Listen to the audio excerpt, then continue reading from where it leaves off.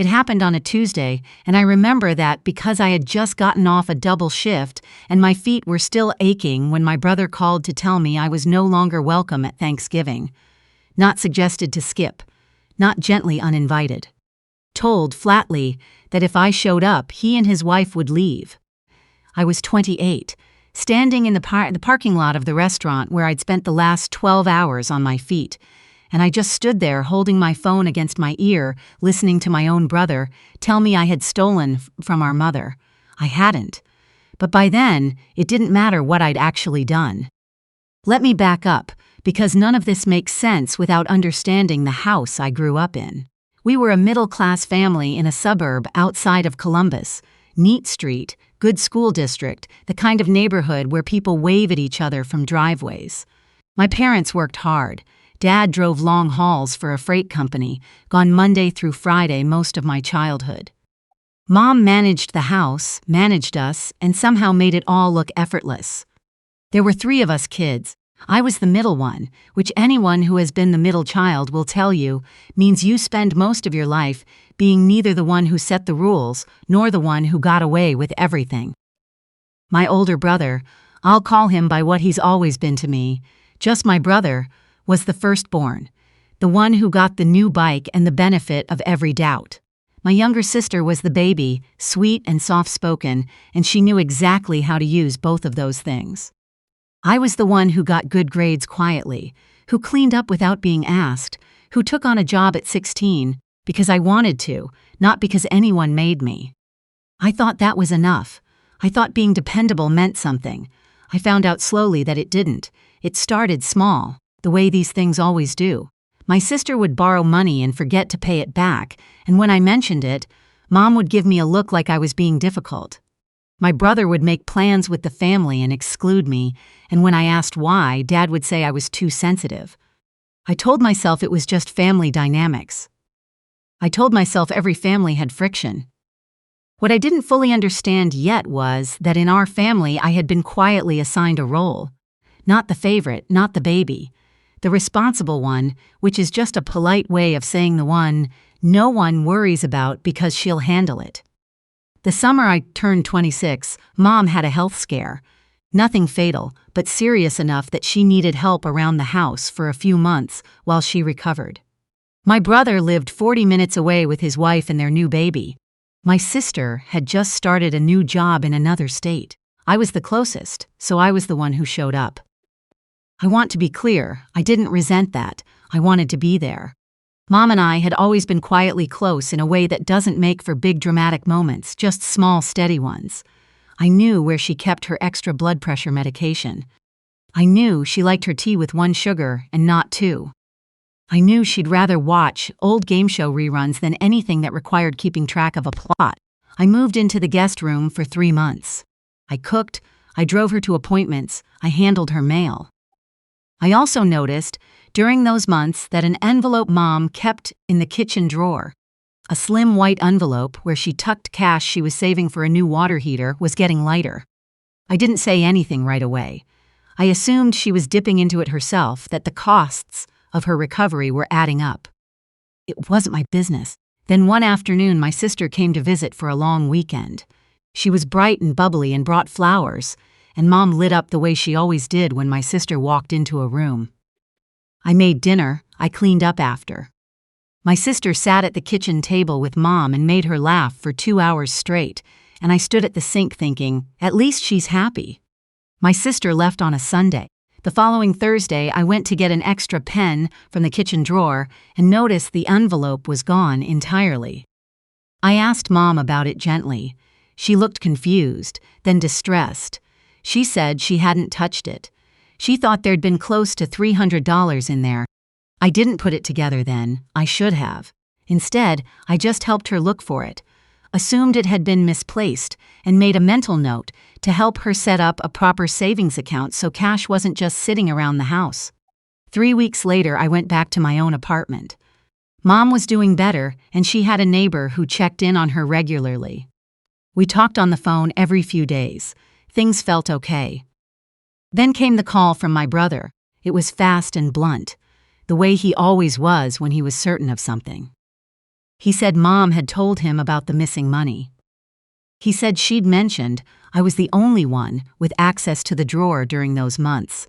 He said his wife had always thought I was jealous of what he and my sister had, and maybe this proved it. I remember sitting down on the curb in that parking lot because my legs went a little strange underneath me. I said, "I didn't take anything." He said, "Then why is it gone?" I said, "I don't know, but I was there taking care of her for 3 months, and I would never." He cut me off. He said, "Maybe I should think carefully before Thanksgiving about whether my presence would cause more stress for Mom than it was worth." He said his wife was already anxious about the situation. He said he was just being honest with me. He hung up. I sat on that curb for a long time. Long enough that a coworker came out and asked if I was okay, and I told her, yes, I was fine, just tired. She nodded and didn't push, and I was grateful for that because I didn't have any words for what had just happened. My family had looked at 3 months of my life that I had given them freely and decided that I must have been stealing the whole time. I didn't go to Thanksgiving. I told myself it was fine. I told myself I was giving everyone space to calm down, that it would resolve itself, that Mom would remember something or find the money or realize none of it added up the way my brother was insisting it did.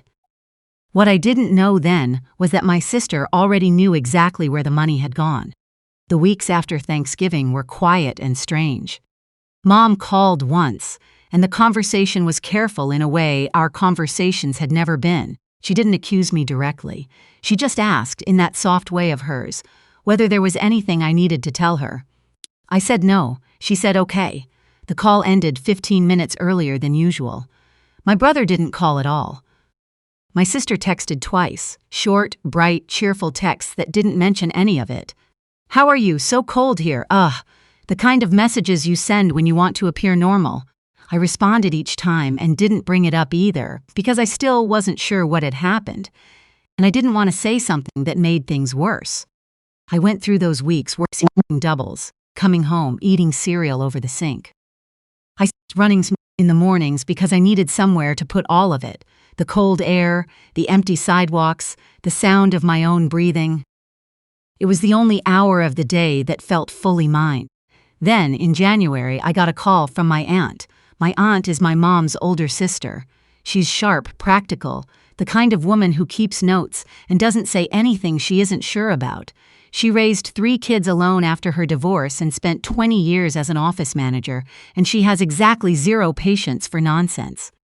We'd always gotten along well, but we weren't especially close. Mostly just holidays and the occasional phone call when Mom asked her to check in on me. She called on a Sunday morning, and she didn't warm up to it slowly. She said she needed to tell me something, and she needed me to just listen before I responded. I said okay. She said that the previous weekend, she'd driven up to visit Mom and taken her to a family lunch. Mom, my brother and his wife, my sister, my aunt.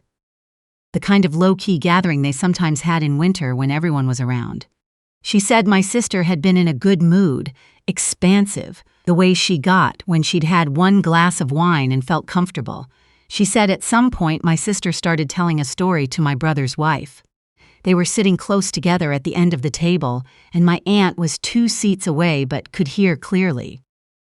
My sister was laughing about something that had happened during her visit to Mom last October. She said she'd needed money for something. My aunt didn't catch what, something about a security deposit, some arrangement she'd made. And she'd taken it from the drawer because she knew Mom wouldn't miss it right away. She said she'd figured it would be gone by the time anyone noticed and there'd be no way to trace it. Then she said, and my aunt repeated this to me word for word. She said at least no one blamed her for it. She laughed when she said it.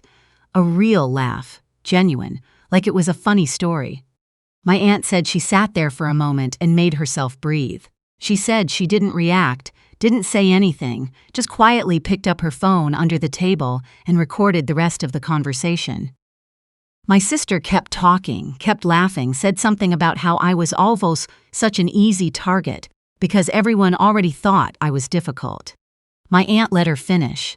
Then she excused herself, said she needed to use the restroom, and stepped outside and sent me a message. "I need to call you this week. It's important." That was the call I was now receiving. When she finished, I didn't say anything for a long moment. I was in my kitchen, in my pajamas, and outside the window the street was gray and quiet and ordinary, and I couldn't quite make everything in my head line up. I said, "She actually said that." My aunt said, "I have it on recording." I wasn't going to say something this serious to you without proof. I sat down on the kitchen floor, which is something I only do when my body decides before my brain does. The linoleum was cold through my pajama pants. I held the phone against my chest for a second and just breathed. Then I asked what she was going to do with it.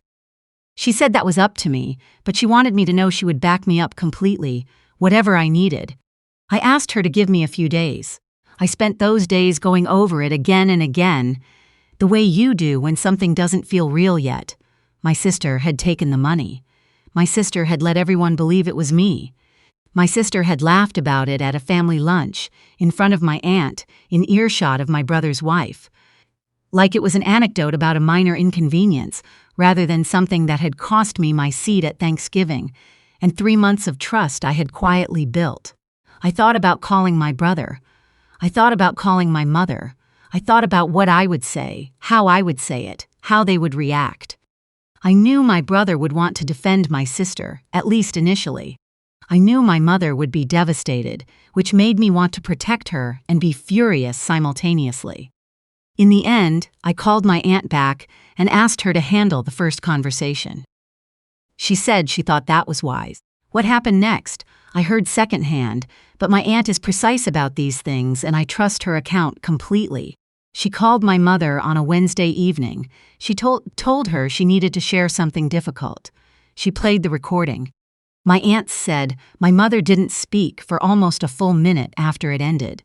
Then she said my sister's name very quietly, and my aunt said yes. My mother asked her to come over. My aunt drove the 40 minutes to my mom's house that same night. When she arrived, my mother was sitting at the kitchen table with a cup of tea she hadn't touched. My aunt sat across from her, and they talked for 2 hours. My mother called my brother during that conversation and put him on speaker and played the recording for him too. My aunt said my brother went very quiet. His wife, in the background, said something my aunt didn't fully catch. Something like, "I knew it wasn't her." The next morning, my mom called me. She didn't open with an explanation or an apology or a lead-up. She just said my name and then she said, "I'm so sorry." And then she started crying, which my mother almost never does. Not openly, not on the phone. She's not built that way. So when I heard it, something in my chest came apart that I hadn't known was still held tight. I told her it was okay. She said it wasn't. She said she should have asked more questions. She said she should have known that the daughter who had given up 3 months of her life to sleep in the guest room and drive her to appointments and make sure she took her medication was not the same daughter who would reach into a drawer and take her savings. I didn't say anything to that. I just let her say it. Later that week, my brother called. This conversation was shorter and harder. He's not someone who apologizes easily, not because he's cruel, but because admitting he was wrong requires dismantling a version of events he'd already fully committed to. He said he was sorry for how he'd handled the call in November. He said he should have talked to me before assuming. He said his wife agreed. I said, "Thank you for calling." There was a pause. He said, "Are we okay?" I thought about the curb in the parking lot. I thought about Thanksgiving. I thought about the months of silence where my family had quietly decided who I was based on a story my sister told, not because they had evidence, but because it was easier than questioning her. I said, "I don't know yet, but I'm glad you called." He accepted that. It was the most honest thing I could offer. My sister called 4 days later. I let it go to voicemail. She left a message that was long and winding, the kind of apology that spends more time explaining the circumstances than actually sitting in what it did. She said she'd been in a bad place financially. She said she'd panicked. She said she never thought it would go as far as it did. She said she hoped I could understand. I listened to the whole thing. Then I sat with it for a long time. Understanding why someone did something and being willing to step back into the same level of closeness are two different things. I understood. I had grown up with her. I knew the particular flavor of her anxiety. I knew she was capable of doing foolish and self-protective things when she was scared. I understood all of that. But understanding doesn't require me to pretend the fall was shorter than it was. I text her back, eventually. I said I'd received her message and I needed more time. I said I wasn't ready to talk yet, but I didn't want her to think I was going to disappear entirely. I said we'd find our way to a conversation when I was ready to have it. She responded, "Okay. I love you. I'm so sorry." I put my phone down and went for a run. The morning air was cold, the way February mornings in Ohio are cold, sharp, and colorless, and my breath came out in clouds ahead of me. I went the long way, past the elementary school that had been there since before I was born, past the park where I used to sit during lunch in high school when I needed to be alone, past all the ordinary geography of a life that kept going even when the people in it surprised you with how much damage they could do without meaning to, or maybe with meaning to, a little, and then deciding not to think about it. By the time I got back to my apartment, something had loosened, not gone. I'm not the kind of person who confuses relief with resolution, but loosened, the way a knot does when you finally stop pulling against it and just let it be. My aunt came to visit the following month. She brought coffee and those lemon cookies I've liked since I was a kid, and we sat at my small kitchen table and talked for 3 hours about everything and nothing. At some point, I told her I didn't know how to thank her for what she'd done, for paying attention and following through, and trusting that I needed to hear it. She gave me a look that was very much her particular kind of look, the one that means she finds sentimentality slightly ridiculous, but is willing to tolerate it in small doses. She said she didn't do it to be thanked. She said she did it because the truth was just sitting there and someone needed to pick it up. I've thought about that a lot since. The truth was just sitting there. It was in the room the whole time. It just needs someone to stop looking away from it. I still run in the mornings. I still work doubles more often than I probably should. I got a small raise last spring, and I used part of it to take a weekend trip by myself, somewhere I'd never been, a cabin in a state park with no good cell signal and a lot of trees. I sat on the porch in the mornings with coffee and my own silence, and I thought about what kind of person I wanted to be moving forward. Not in a big declarative way, just in the small daily way of choosing what to carry. Mom and I talk every week again. She slips sometimes, says things in that careful way that tells me she's still working through her guilt, and I don't hold it against her. She's trying. My brother and I are better than we were. Not all the way back, but moving in that direction.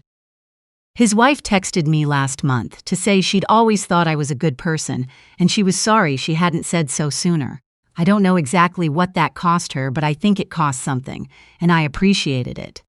My sister and I talked finally in March. It was a phone call that lasted almost 2 hours and was uncomfortable for most of it, she cried. I didn't, which surprised me. I said what I needed to say, and she listened, and I listened when she talked, and by the end of it we weren't fixed, but we were no longer pretending nothing had happened, which is its own kind of progress. I'm not going to tell you I've forgiven everyone and everything is fine, because I'm still working out what forgiveness even looks like in a situation like this. I don't think it means going back to who we all were before. I think it means deciding, carefully and on your own terms, what you're willing to carry forward and what you're willing to set down. Some things I've set down, some things I'm still holding, and I'm learning to be okay with that. What I know is this. I spent years being the reliable one, the easy one, the one no one worried about because she'd handle it, and for a while, that made me invisible in a way I mistook for peace. It wasn't peace, it was just no one looking closely. They're looking now, and so am I. At who showed up when it mattered, at who asked questions instead of drawing conclusions, at who drove 40 minutes on a Wednesday night because something was wrong, and someone needed to make it right. I think about what my aunt said, about the truth just sitting there, needing someone to pick it up. I'm trying to be that person. For myself, and for the people who deserve it. The ones who, when the moment came, chose to see me clearly. That's not a small thing. I've stopped treating it like it is.